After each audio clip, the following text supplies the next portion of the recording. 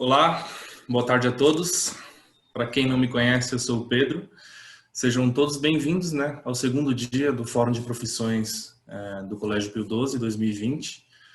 A palestra de agora será ministrada pelo professor Felipe. Ele vai falar sobre engenharia biomédica. Lembrando que a ferramenta QIA está disponível aqui no aplicativo para quem quiser fazer as perguntas que, ao final da palestra, o Felipe vai responder. Felipe, com você. Beleza, Pedro, obrigado. Olá, pessoal, boa tarde, tudo bem com todo mundo? É um prazer estar aqui com vocês, a gente podendo conversar um pouquinho, conversando sobre engenharia biomédica, né, que é a minha vida e como que eu construí a minha carreira. Então, vou me apresentar brevemente para vocês, e aí, na sequência, eu vou mostrar uma apresentação que ela vai contar um pouquinho sobre o que a engenharia biomédica é, o que ela faz, qual que é a importância dessa carreira. Eu vou mostrar para vocês alguns exemplos práticos de como que o engenheiro ou a engenheira biomédica consegue atuar no mercado, como é que essa profissão consegue desenvolver tecnologias e coisas tão importantes, principalmente para o mundo que a gente está vivendo, com essa pandemia que tem demandado muita tecnologia, né? E ao final eu vou contar para vocês qual que é a trilha, né? O que espera um engenheiro biomédico lá na frente, tá bom? Então, pessoal, novamente prazer, meu nome é Felipe Bueno, eu sou professor aqui do Instituto Nacional de Telecomunicações, o Inatel, no sul de Minas. Me formei pelo Inatel, com graduação sanduíche em Chicago, meu mestrado pela Universidade Federal de Itajubá, aqui do lado, em engenharia de materiais. Então, eu fiz biomateriais dentro dessa cadeira ali, para poder complementar a formação em engenharia biomédica também. E hoje eu atuo como professor aqui no Instituto, professor da Escola Técnica daqui da cidade também, na engenharia clínica do hospital e na parte de pesquisa também nesses centros aí. Beleza? Turma, vou mostrar para vocês a apresentação então, tá bom? Aí as dúvidas que vocês forem tendo, como o Pedro comentou, fiquem à vontade para vocês poderem compartilhar lá embaixo, tá certo? Deixa eu compartilhar aqui com vocês minha tela. Prontinho, gente, tá aí a minha tela. Então, o que eu vou tratar com vocês aqui é um papo que eu vou tentar trazer ele da forma mais contraída, tá? Eu quero dar alguns destaques, alguns highlights em alguns temas, algumas abordagens interessantes da engenharia biomédica. Então, como que é a vida de um engenheiro biomédico, né? Que eu comentei com vocês, eu tenho a formação nessa área, meu nome é Felipe Bueno, e vamos lá. Pessoal, o papo de hoje vai ser uma forma de eu conseguir mostrar para vocês um pouquinho sobre as 1000 possibilidades que a carreira traz e o que me fez chegar até ela, né? Então, lá atrás, quando fui decidir pela minha profissão, eu acho que um momento parecido com o que vocês estão vivendo ou vão viver, a gente fica muito na dúvida, né? Falar assim, para que caminho que eu vou seguir? E eu tinha na minha cabeça várias possibilidades na época, e nenhuma delas tinha engenharia biomédica. A engenharia biomédica ela era bastante nova. E aí, dessas outras possibilidades que eu fui explorando, eu fui falando assim, não era bem isso que eu queria, porque eu sempre gostei muito de biologia, sempre gostei muito de engenharia. Só que algumas coisas que eu fui explorando eram muito de biologia e outras eram muito de engenharia. Aí, de repente, surgiu um curso por aqui na região e eu achei super interessante. Me inscrevi principalmente por conta das matérias. Quando eu peguei a ementa das matérias, falava lá órgãos artificiais, interação da radiação com o tecido biológico, física médica, inteligência artificial, temas muito novos. Então, tudo aquilo me apeteceu, né? Então, eu entrei na carreira e aí eu fui vendo que muita coisa no mundo já tinha sido criada, estava sendo criada e o Brasil estava fazendo parte desse processo. A gente não ficou para trás nesse sentido. Então, muita coisa nova estava chegando e algumas dessas coisas novas, até para a gente poder colocar um pouquinho aí de carvão no cérebro, né, para a gente começar a pensar um pouco sobre as 1000 possibilidades que a carreira consegue trazer, eu vou propor para vocês uma enquete aqui agora, né? Nem uma enquete, quem quiser depois responder ali no chat, fica à vontade. Quem quiser só pensar e ter uma resposta, também fica à vontade.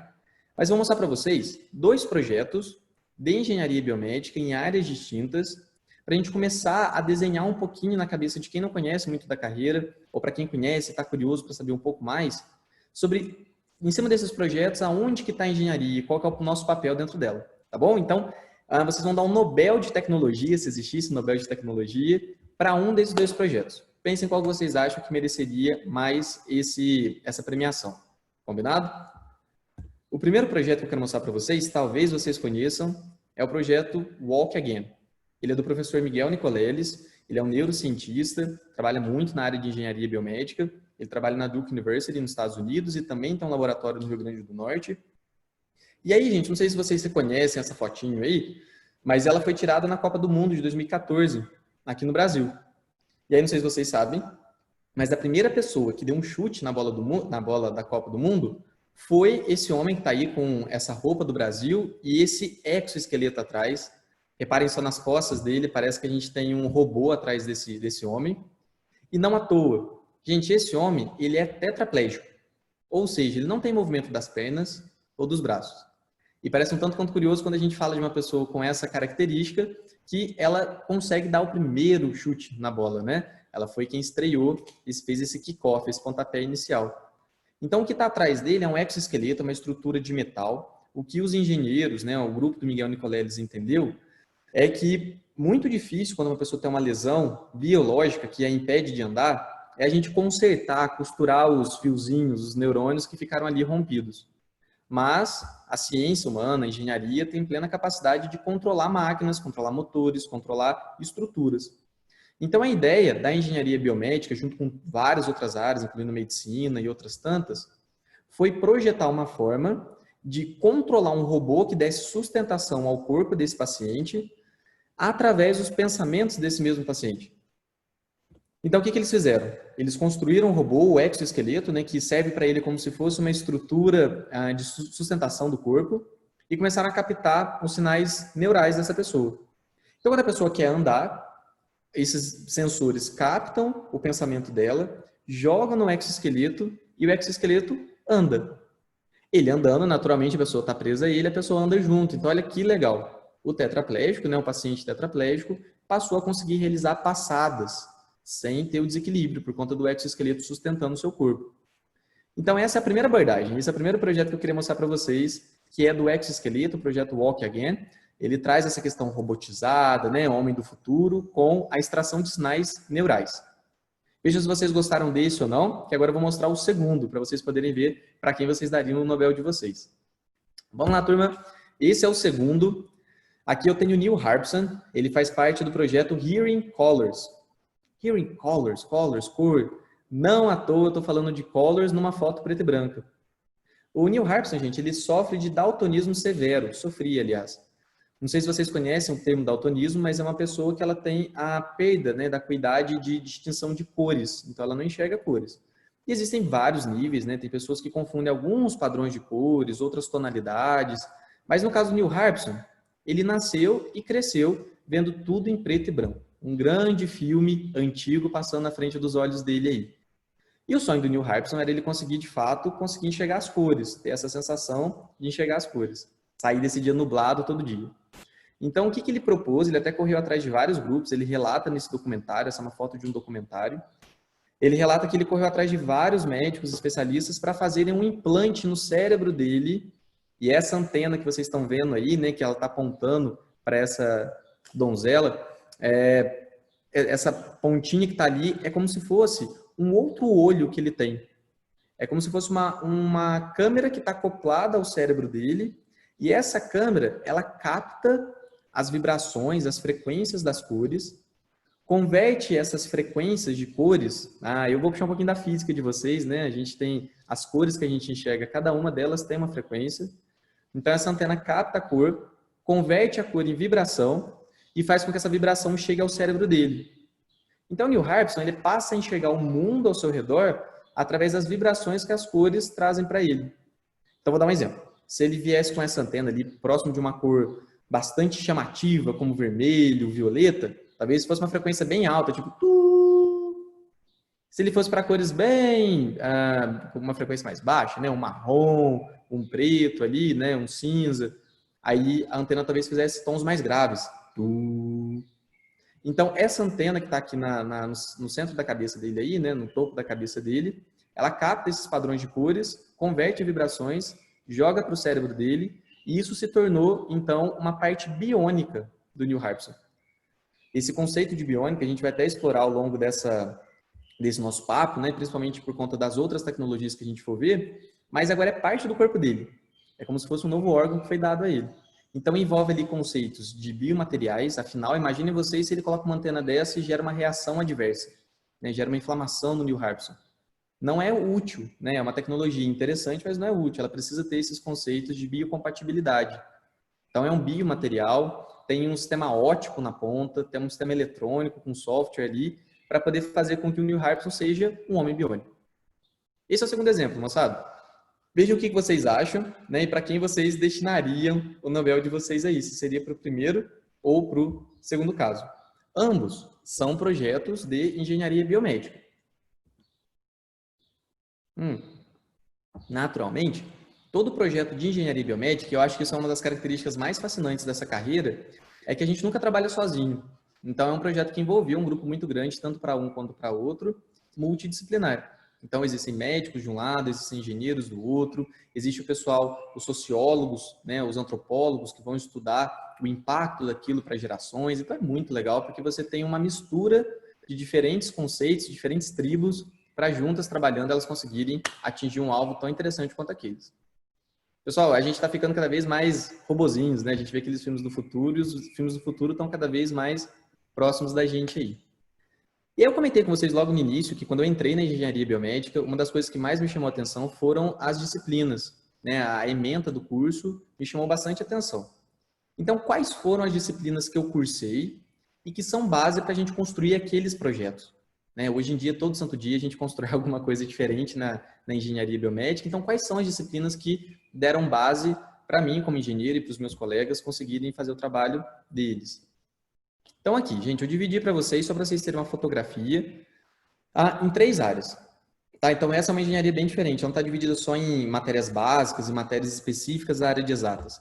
Ela tem matérias básicas, específicas e as biomédicas também. Né? Então, nas específicas, eu estudei informática médica, que é bem legal, engenharia clínica, que é quando a gente estuda como gerenciar hospitais, engenharia de reabilitação, que é quando a gente estuda como reabilitar um paciente que está com alguma função perdida, com alguma deficiência adquirida, transdução de sinais biomédicos, aí é uma coisa que eu até brinco com a minha própria família, a gente vai colocando sensores no irmão, que você briga todo dia, num parente, você coloca sensores para captar sinais do corpo dessa pessoa, e aí esses sinais captados a gente joga numa plataforma, processa para executar alguma coisa. Então, por exemplo, a gente consegue controlar uma casa hoje em dia só com os movimentos de gestos que a gente cria, captando ali os sinais dos músculos, tá certo? Inteligência artificial, projeto integrado e telemedicina, são temas bastante novos. Esse aqui foi o conteúdo que eu estudei, que muitas escolas também, muitas faculdades também têm, né, isso na grade. E na área biomédica, aí tem biomateriais, que inclusive é tema do meu mestrado, anatomia e fisiologia, física médica, então a gente estuda órgãos, a gente faz dissecação de órgãos, você abre os órgãos para poder ver dentro deles como é que as estruturas estão condicionadas ali dentro, então a gente faz todo um estudo anatômico para poder propor a tecnologia mais adequada para o ser humano. A gente tem interação da radiação com o tecido biológico, essa é uma matéria que estuda, se a gente vai para, sei lá, vocês estão em São Paulo, Ubatuba, Santos, em pleno verão, ao meio-dia, lá no mar, sem protetor solar, tomando banho de sol, não tem nenhuma nuvem no céu. O que acontece com a nossa pele, com aquela radiação toda indo para ela? Por que isso tem um risco de câncer, por exemplo? Então, a interação da radiação com o tecido biológico, uma das cadeiras que a gente estuda dentro dessa carreira, explica esses conceitos, né? Envolve física quântica ali também. E bioquímica. Aí depois tem as básicas que são comuns para todo o currículo de engenharia, né? Circuitos, eletrônica, programação, cálculo, física, essas aí são as mais gerais. Eu vou destacar para vocês aqui, gente, algumas áreas que inclusive são áreas de interesse para a gente depois quando forma, para poder começar a atuar no mercado. Essa aqui é uma delas, a área de biomateriais e engenharia de reabilitação. Como eu comentei com vocês, a engenharia de reabilitação é para poder permitir a reabilitação de funções do corpo de uma pessoa, né? Então, tem um exemplo aqui no canto esquerdo de implantes ortopédicos, no meio odontologia e ali mais à direita, órgãos artificiais. Então, hoje, gente, tem sido gerado muita coisa interessante, né? A gente tem feito muitos projetos, muitas estruturas que elas se adequam ao corpo humano. Então, na área de implantes ortopédicos, por exemplo, eu tenho que construir um metal, uma estrutura que sustente o corpo e permita a substituição de uma patela, por exemplo, né? A parte do joelho. Na área dos órgãos artificiais, eu tenho que fazer um sistema que ele fique no corpo da pessoa sem rejeição e execute uma função. E aí eu queria até mostrar para vocês, aproveitar a chance, para a gente poder ver um pouquinho sobre um exemplo, né? Eu vou mostrar um exemplo bem rapidinho, tá? É uma miniaturização de uma das coisas relacionadas a biomateriais que a gente pode fazer na engenharia, que é quando a gente estuda a inteligência dos materiais. né? Alguns materiais, eles têm um ponto, uma temperatura, que naquela temperatura ali, eu consigo moldar esse material. E aí, quando eu coloco aquela temperatura específica, que é chamada de temperatura de transição vítrea, não vou entrar muito na física envolvida, mas só para vocês terem uma ideia, quando eu entro um pouquinho mais quando eu coloco um pouquinho daquela temperatura de transição vítrea dele, o material que eu deformei, ele recobra a forma dele como se ele tivesse memória da forma original. Vou mostrar um videozinho rapidinho para vocês sobre isso, para vocês poderem ver como que funciona, tá bom? Então, vou abrir o vídeo para vocês aqui agora. Agora, esse teste ele inclui esse becker com água, essa água está sendo aquecida, e aqui eu tenho um termômetro, né? Então, se a gente for olhar para esse termômetro Felipe, aqui agora... não tá aparecendo o vídeo. Ah, não tá aparecendo o vídeo? Não, tá só o seu slide Tá bom. e o som. O vídeo em si não tá aparecendo. Ah, tá. Deixa eu ver se eu consigo puxar aqui. Vê se agora foi. Isso, apareceu um vídeo do YouTube, é isso? Isso. Então, vou mostrar ele aqui. Então, beleza. Obrigado, viu? Nada. A temperatura dele está ao redor de 60 graus. Ele está aumentando um pouquinho porque ele está aquecendo, né, essa água. E aí, o que vai acontecer? Eu vou pegar esses dois polímeros, são duas amostras, né, de materiais diferentes. Aqui o branquinho eu tenho um polímero chamado PLA e pretinho um polímero chamado ABS. O que eu vou fazer é colocar esse polímero dentro da água de forma que eu possa deformá-lo depois de retirar da água. Então, o primeiro teste que a gente vai fazer vai ser com o polímero branquinho aqui, tá bom? Vou jogar ele aqui dentro. Vou deixar alguns segundos, né? O ideal é a gente deixar ele pelo menos durante 30 segundos dentro da água. E entendendo que esse polímero ele tem uma temperatura de transição vítrea, que é aquela que eu comentei com vocês anteriormente, é mais baixa do que esse pretinho aqui, que é o ABS, vai ser possível a gente deformar esse material na temperatura que a água está. Então, eu deixei ele um tempinho ali. Agora que eu vou retirá-lo dessa água. Retirei. Eu vou fazer esse processo aqui, ó. Vejam só, então, que eu consegui deformar o material. Né? Anteriormente ele tinha uma fendinha, como esse aqui. E agora eu consegui abrir essa fenda. O mesmo processo eu vou fazer com esse, que é o ABS. Vou deixar ele aqui dentro durante um tempo. Vocês vão perceber que o ABS ele não afundou. Ele não afundou por conta da densidade desse material. Eu posso até empurrar ele um pouquinho para reproduzir o teste do outro. Né? Uma temperatura aí de ao redor de 60 graus, um pouquinho mais que 60 graus. Só que esse material ele tem uma temperatura de transição vítrea maior. Então, essa temperatura que está na água não deve ser suficiente para conseguir deformá-lo como eu fiz com o outro. Vou deixar ele até um pouquinho mais de tempo para a gente poder ver. E agora, retirando esse material, eu vou fazer o mesmo processo do outro, vou tentar deformar. Vejam só que eu estou fazendo força, mas esse material eu não consigo deformá-lo à temperatura, tá bom? Então, aqui ó, o ABS não foi possível deformá-lo. Por outro lado, o PLA foi possível deformá-lo. Pessoal, agora então a gente vai ver a mágica acontecendo. Esse polímero PLA, ele possui propriedade de memória de forma, então eu vou colocá-lo dentro desse pote, desse becker com água aquecida, né? Então está acima da temperatura de transição vítrea dele, e a gente vai ver o que vai acontecer. Vocês podem ver o material ali dentro dessa água aquecida, e aí, com o tempo, percebam só que sozinho esse material recompõe a forma natural dele. Então ele recorda a posição original que ele tinha e provoca esse efeito de shape memory que ele tem. Eu vou arrancá-lo daqui, né? Vou tirar esse material de dentro da água para a gente poder comparar com o que a gente tinha anteriormente. Então vejam só que ele está muito próximo daquela posição, daquela estrutura que ele tinha no início.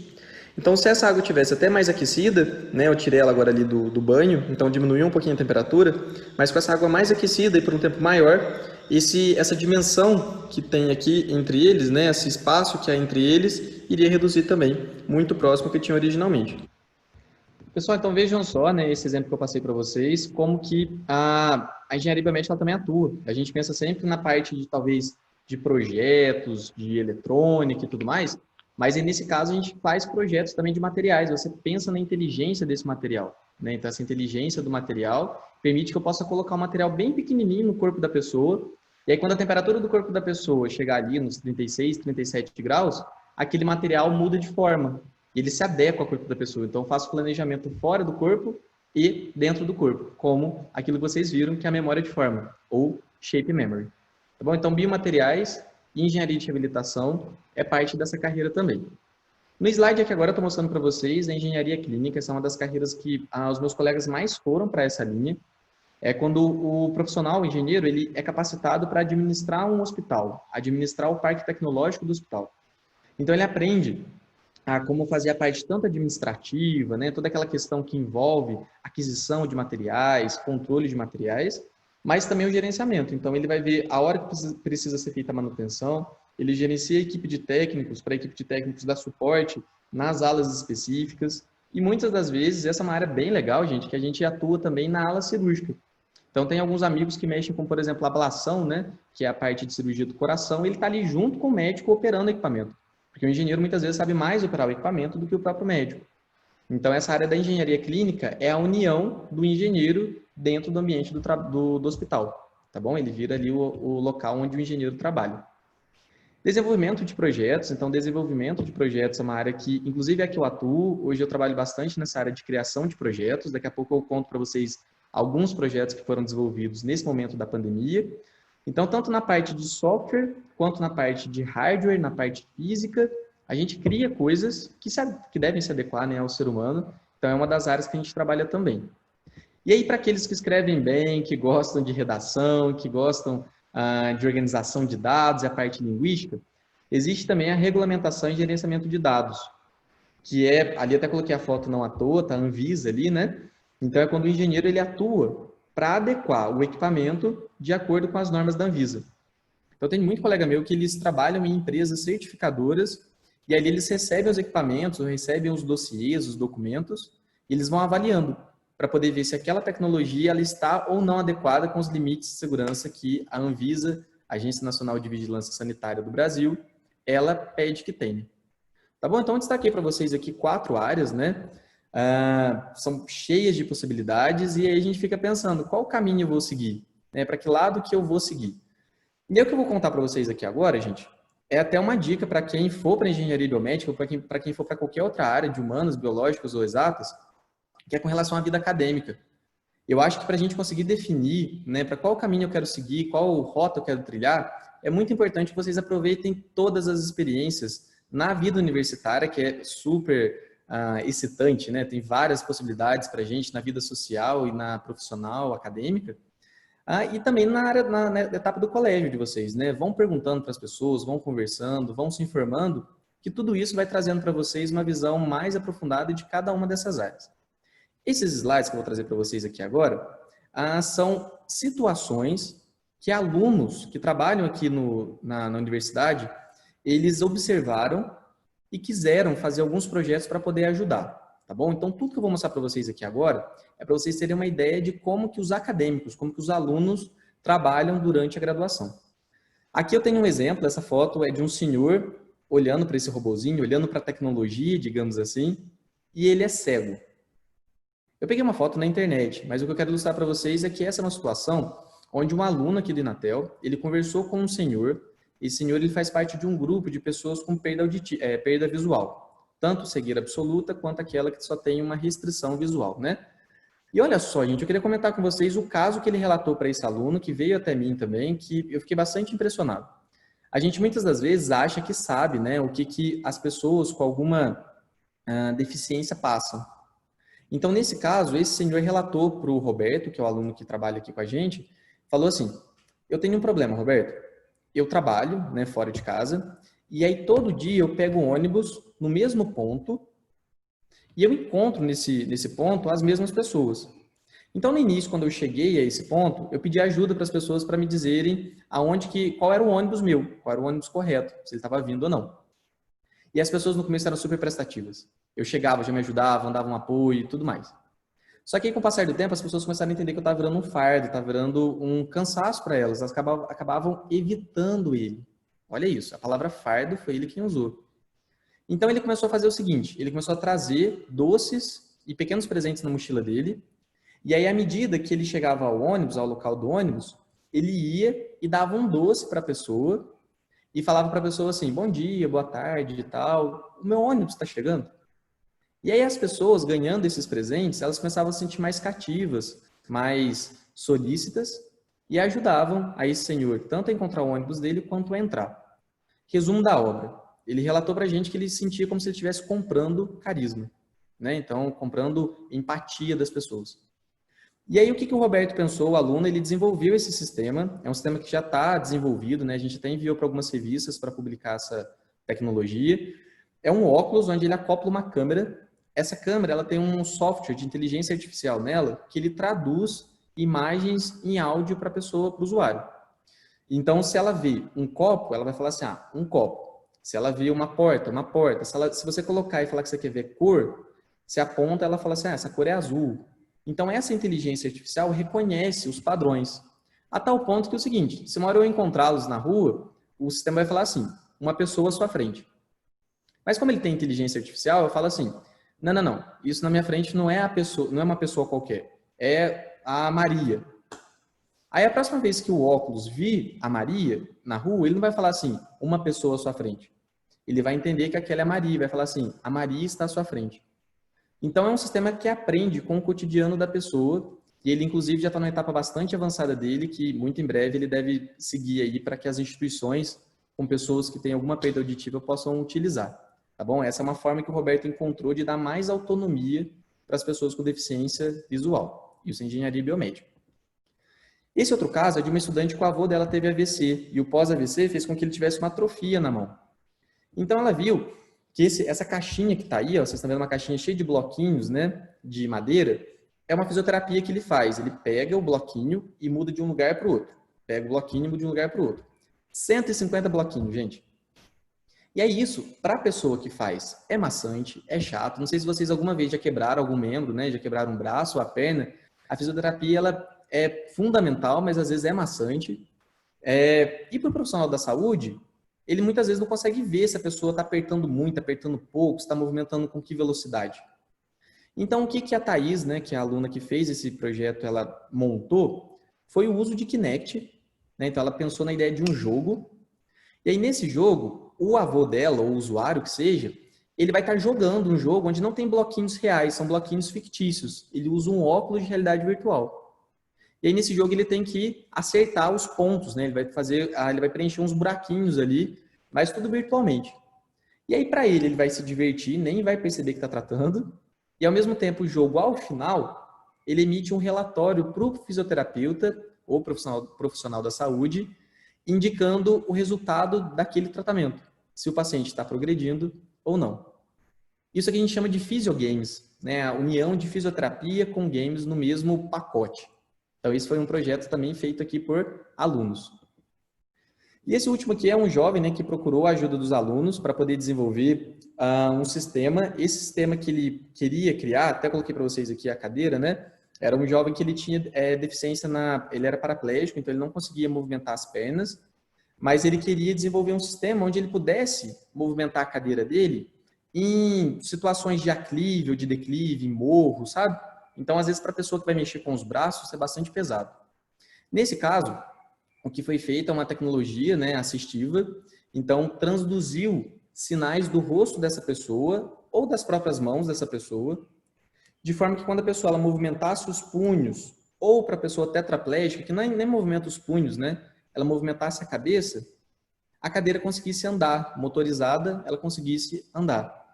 Então, se a pessoa for subir um morro, ela não precisa fazer o esforço de movimentar a mão. Ela pode movimentar os punhos de forma que a cadeira ande. Se ela for tetraplégica, não tiver o movimento dos punhos, ela movimenta a face. Esse sistema ele é bastante interessante, né, porque ele envolve conceitos de captação de sinais dos músculos, de vontade de movimento da pessoa, e aí as coisas acontecem. Esse da cadeira até tem um detalhe, gente. Para que a cadeira não movimente de forma involuntária, né? A pessoa, quando movimentar a mão, a cadeira já sair rodando, tem uma palavra-chave que a pessoa fala, e ao falar, ele ativa o sistema. Então, era Shazam, se eu não me engano, que o pessoal colocou. E aí, quando a pessoa fala Shazam, a partir daquele momento, se ela movimenta os punhos ou a cabeça, a cadeira anda. Então, esses são projetos, né, que eles têm convergência com o que o mundo tem feito. A engenharia biomédica, gente, Nesses exemplos que eu coloquei para vocês, foram feitas por alunos nos últimos 2 anos. É uma carreira que começou no Brasil, se eu não me engano, ali a primeira turma graduada foi em 2005, é bastante nova frente a outras, né? Mas no mundo, a primeira graduação em engenharia biomédica foi, se eu não me engano, em Illinois, em Chicago, inclusive, onde que eu fui fazer meus estudos aqui durante a graduação. E aí foi em 1960 para 1961. Então há bastante tempo, né? O mundo já está falando disso há bastante tempo.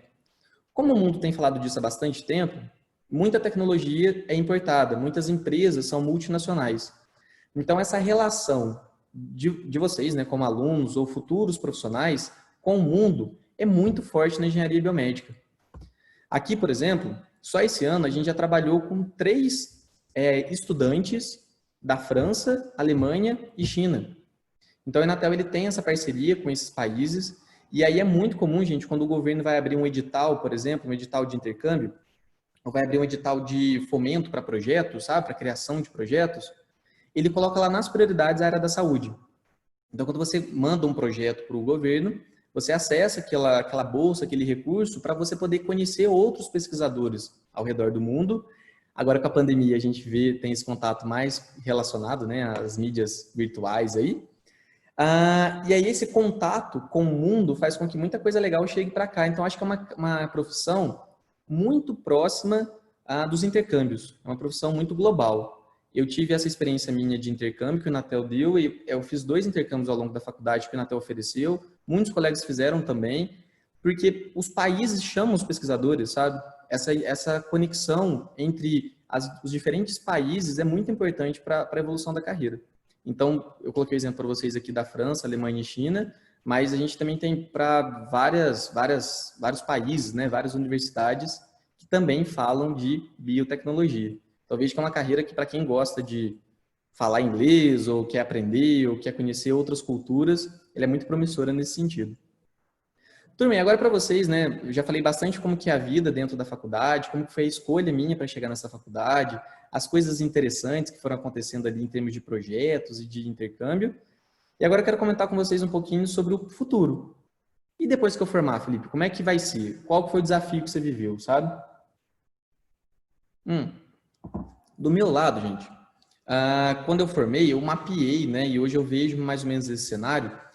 As áreas principais de atuação, assim como aquelas 4 que eu comentei no início, de biomateriais, de engenharia clínica e regulamentação, as áreas principais que eu vejo são de empresas de tecnologia, ainda mais nessa pandemia, muita empresa nova surgiu, muita empresa nova foi criada.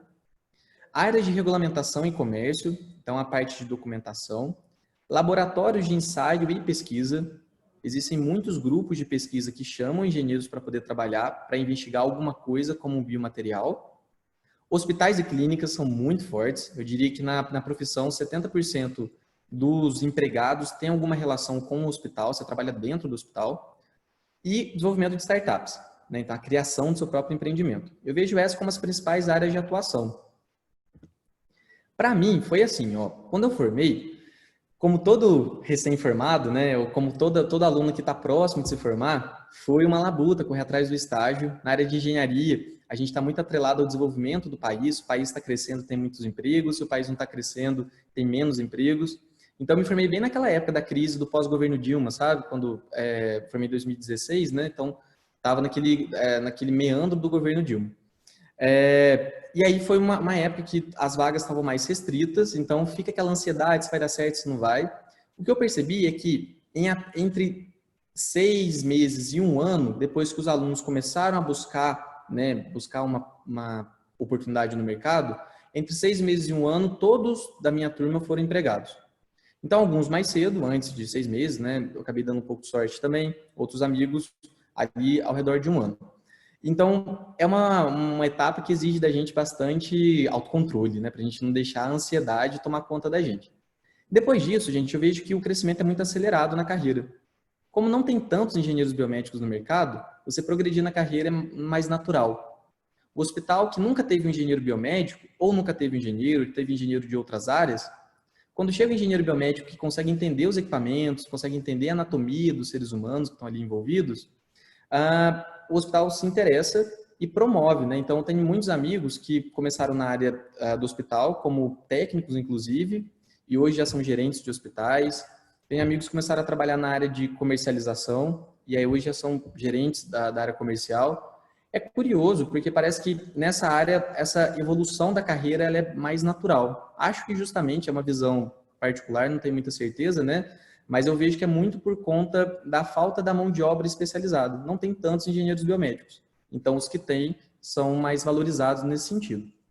E, que nem eu comentei com vocês, tem esse intercâmbio de áreas, mas não só o intercâmbio entre países, que é muito forte, mas também das pessoas que estão assim. Então, uma amiga minha, ela chama Alessandra, ela estava trabalhando no Albert Einstein, aí em São Paulo.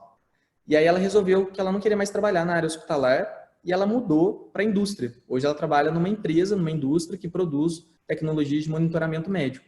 Então ela saiu do hospital e foi para a indústria. Vejam só que parecem polos completamente diferentes, né? E outras áreas, talvez essa migração de estações de trabalho não sejam tão naturais quanto é para a engenharia biomédica. E aqui, gente, só para a gente poder fazer uma análise, né, de alguns projetos, algumas questões do tipo, por que a engenharia biomédica ela é tão específica, assim, por que ela acaba sendo tão valorizada nesse sentido? Fechem os olhos nesse momento, gente, vamos pensar o seguinte, olha, quantos movimentos a nossa mão tem? Né? Se eu fizer o seguinte, ó, se eu erguer fechar o olho é só para a gente concentrar no movimento que a gente vai fazer, tá? Mas se eu fechar o olho e erguer o meu dedo polegar, parece que faço isso com uma tranquilidade danada. Agora, se eu tentar erguer meu dedo anelar, que não ergui o meu dedo polegar, vai ser bem difícil, né? Se eu fizer esse movimento aqui bem rápido com a mão, ó, várias vezes, e depois parar, parece que a mão dá até uma dorzinha, né? Mas ela consegue fazer bem rápido. Vejam só, se eu for pegar um copo d'água, levantei um copo d'água, eu tenho que ter força suficiente para pressionar esse copo d'água e erguer. Ao mesmo tempo, se eu for pegar um ovo, eu tenho que ter a delicadeza de pegar esse ovo sem fazer uma gemada dele. Então, o nosso corpo ele tem vários feedbacks, né, várias respostas, e a tecnologia que a gente desenvolve, ela tem que estar ali para poder reproduzir e se adequar a essas diferentes particularidades. Então, um exemplo que eu trago para vocês aqui também é desse desenvolvimento aí, ó, uma mão robótica. A mão robótica, ela representa o desenvolvimento, né, a criação de projetos de engenharia biomédica muito bem. Porque você mexe ali com impressão 3D, você mexe com a área de mecânica, você mexe com a área eletrônica, com anatomia e fisiologia. Essa mão ela tem que executar com a mesma finesse, digamos assim, os movimentos que a nossa mão biológica reproduz. Então vejam só que esse é um exemplo, né, o uso de impressoras 3D, muito comum na nossa área, para poder criar soluções em engenharia biomédica. Então é daí que vem essa valorização da carreira. É um profissional que entende tanto do mundo da biologia quanto do mundo da área das exatas. O potencial brasileiro nessa área cresceu muito, principalmente agora com a pandemia. Então vou dar para vocês 3 exemplos de projetos, antes de encerrar minha fala e abrir para as perguntas de vocês, tá bom? São projetos que a gente fez, inclusive, aqui com um grupo de trabalho, para poder colaborar com a Covid. Então, um deles é o RodoV, não sei se vocês sabem, mas os hospitais, nessa época da pandemia, pelo uso exaustivo de desinfetante, álcool, começaram a encontrar esses produtos muito caros, ou então não encontraram. E o que a gente pensou era uma forma mais renovável, mais reciclável de poder fazer esse trabalho. Então, foi feita uma pesquisa que o uso de radiação UVC ela é capaz de aniquilar o vírus. Ela é capaz de matar o vírus, né? Desinfectar aquela área. Então a gente criou um rodo. É um rodo, só que em vez de limpar chão sujo, né? Sujo comum de poeira, vai limpar ali o chão, a mesa, o leito, o equipamento médico, sujo de bactérias, fungos e vírus, incluindo o coronavírus. Então é como se fosse, quem gosta de Star Wars ou quem gosta desses filmes Marvel, é como se fosse aquele sabre de luz que o pessoal usa, mas nesse caso o vilão é a Covid. Outro exemplo de inteligência artificial agora nesse caso aqui é a Robolaura. A Robolaura é uma empresa lá de Curitiba que tem uma engenheira biomédica do Inatel que trabalha lá também. E o Robolaura, gente, só para vocês terem uma ideia, vou falar bem rapidinho para não tomar muito tempo de vocês e a gente abrir para as perguntas. A Robolaura, a história é bastante interessante. Um pouco triste no início, mas que reverteu numa coisa muito virtuosa. O dono da empresa, ele teve uma filha há muito tempo atrás e a filha dele, ela veio natimorta, né? Ela nasceu, mas infelizmente, bem natimorta não, minto. Ela nasceu saudável, mas logo depois do parto ela teve uma infecção, sepse. Não sei se vocês conhecem esse termo, mas infecção generalizada, sepse. E aí os médicos não previram essa sepse dela, não previram a infecção generalizada e muito pouco tempo depois de ter nascido, A Laura, filha dele, veio a falecer, porque os médicos não conseguiram prever, né? Na época eles não tinham condições para prever essa infecção. Então ele criou a robô Laura para poder ser um sistema de inteligência artificial dentro do hospital. E a Laura hoje é uma tecnologia, né? Passaram-se 10 anos desde que isso aconteceu. É uma tecnologia que ela consegue dizer com 8 horas de antecedência se um paciente está entrando em risco de óbito. Se ele pode entrar em risco de algum agravamento no quadro dele que leve esse paciente a óbito. Então a Laura, como ela já é uma empresa estabelecida, ela quis contribuir com a Covid também e criou uma abinha, né, ali embaixo, se vocês forem ver nessa imagem, embaixo no canto inferior direito, tem um balãozinho escrito, pergunta sobre o coronavírus. Então ela dá uma avaliação sobre se a pessoa tem um risco alto ou não de ter coronavírus. Quem quiser até ver como é que essa plataforma está, é só digitar no Google, robô Laura. Aí vocês vão ver como é que isso aqui funciona. É uma triagem para poder ajudar, né, nesse momento da Covid. E aqui a gente fez também o ventilador pulmonar. O ventilador pulmonar, como vocês devem ter visto aí na mídia, é uma tecnologia que ficou bastante demandada agora na pandemia. E aí a gente começou esse trabalho em março. Em um mês, a gente tinha esse protótipo que está aí na tela para vocês. Foi um trabalho feito por alunos, viu, gente? Foram 8 alunos e eu como professor. Então foi um grupo de 9 pessoas, mas a maioria alunos, que desenvolveu essa versão desse protótipo funcional, né, de um ventilador. Uma vez desenvolvido, a gente apresentou para o governo, apresentou para a indústria, e aí o governo se interessou, a indústria também, e hoje esse ventilador virou um dispositivo de mercado, chama Kiron, que está passando por mais testes, inclusive, para poder garantir, né, a segurança dele para vários casos. Ele foi feito especificamente para a Covid, de forma a atender às necessidades da sociedade.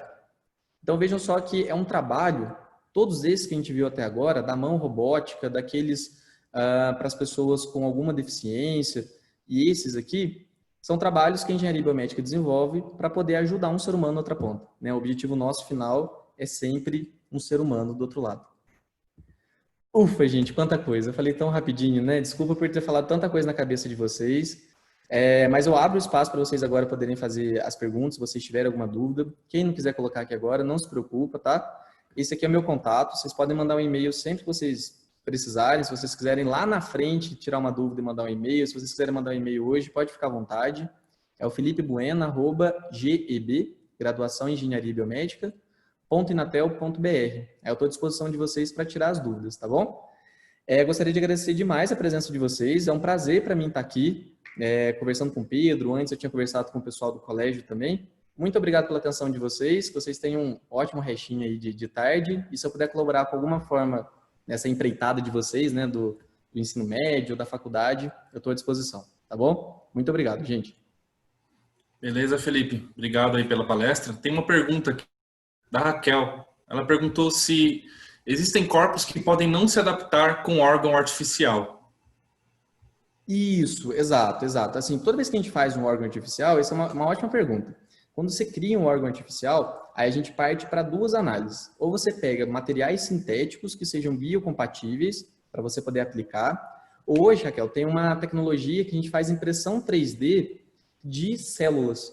Então você pega a célula da pessoa, células tronco, e aí você procria aquelas células, você faz uma cultura delas, e com aquelas células você desenvolve o órgão. Quando você faz isso, a aceitação daquele órgão com o corpo da pessoa é quase direto. Você tem muito pouco problema de rejeição. Só que é um pouco mais trabalhoso, né? Você pode imaginar que você tirar a célula, você fazer a cultura e tudo mais é um pouco mais trabalhoso. Quando a gente faz isso com material sintético, que é mais fácil de produzir, aí você tem que ficar atento com esses quesitos de biocompatibilidade. Depois que você faz o implante na pessoa, a pessoa tem que ser avaliada semanalmente, no começo diariamente, para poder ver se alguma reação adversa aconteceu. Se aconteceu, há a remoção dele para substituição. Em tese, todos os organismos, tirando aqueles que têm alguma patologia muito específica do sistema imunossupressor, do sistema imunológico dele, que não conseguiriam ter um transplante de um órgão artificial, tá? Mas a maioria que não tem uma patologia específica nessa área imunológica do seu corpo conseguiria ter um implante de órgão artificial. Beleza, obrigado pela resposta. Felipe, agora tem uma pergunta particular minha. Como que você escolheu, né? Tipo, você falou que gostava muito da área de biológicas quando você era mais jovem e tal. Eu falo isso porque eu sou biólogo e queria saber como você escolheu fazer engenharia biomédica, né? O que passou pela sua cabeça, assim? Ah, legal. Assim, é muito difícil escolher, né? Eu acho que, não sei se para você foi simples, Pedro, não sei se já queria ir direto para biologia, assim, mas é bem complicado, né? A gente vê tantas possibilidades, a gente gosta de tantas coisas. Na minha época, quando eu fui fazer o teste vocacional, no colégio ainda, deu quase todas as áreas, assim, sabe? Só não tinha dado na época, eu acho que direito, alguma coisa assim, mas muitas áreas deu. Pra você ter ideia, tinha dado geologia, astrofísica, um monte de coisa. E aí eu fiquei muito interessado na época de mexer com engenharia química, foi uma das carreiras que eu escolhi. E aí quando eu fui, o que me ajudou muito, Pedro, eu recomendo para todos os meninos também, eu fui a campo, eu fui na universidade, na época eu fui para a Unicamp para poder ver a engenharia química que estava lá. E aí não era exatamente o que eu imaginei que seria. Aí eu conversei com um pai de uma amiga minha, que ele era engenheiro químico, para poder tirar algumas dúvidas. E aí realmente eu vi que não era aquilo que eu queria. Sim. Então, o primeiro passo foi para eu poder escolher engenharia biomédica, foi ter ido para os laboratórios, as faculdades ou as empresas e ter falado com gente da área para poder ter uma visão. E o segundo ponto foi eu ter tentado encontrar, feito uma lista, né, de opções. E aí nessa lista de opções tinha engenharia biomédica. Aí o que me puxou foi sobre o que eu iria estudar dentro da disciplina, dentro da faculdade. Da Então, eu vi grade. todos os cursos, Sim. eu vi todos os cursos, na época era muito novo, não tinha quem perguntar se seria bom, se não seria. Aí eu vi que eu achei legal aquilo, entrei nos sites para fora do país até para tentar ver mais informações.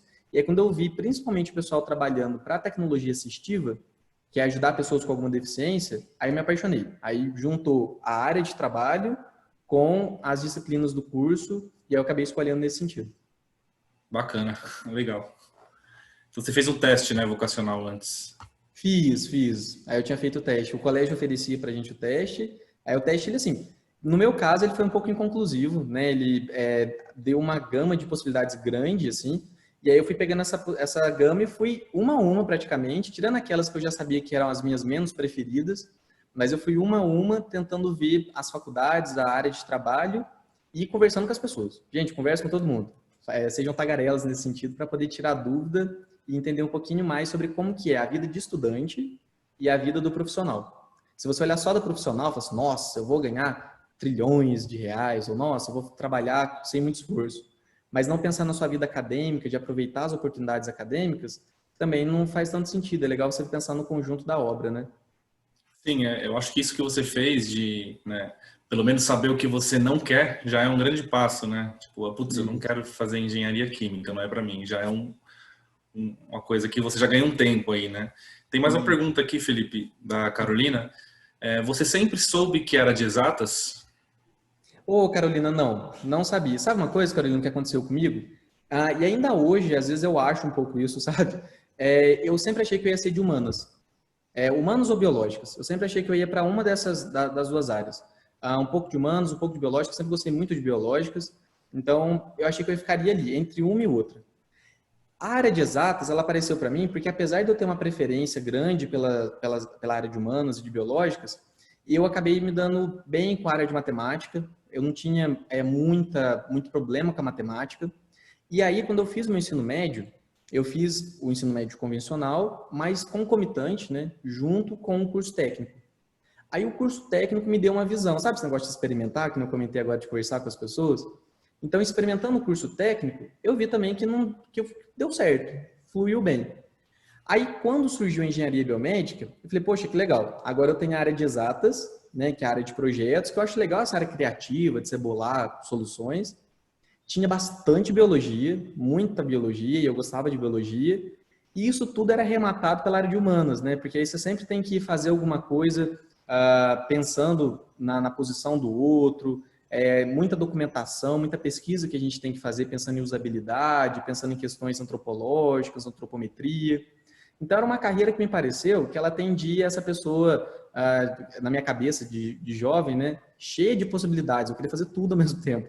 Então tinha um pouco de exatas, tinha bastante de biologia e tinha um pouco de humanas também. Aí foi aí que eu escolhi, mas no início não. Exatas para mim parecia ser no início, quando eu estava no meu segundo ano de colégio, como algo que eu não iria fazer. Aí depois que acabou dando certo. Bom, deixa eu ver se tem mais alguma pergunta.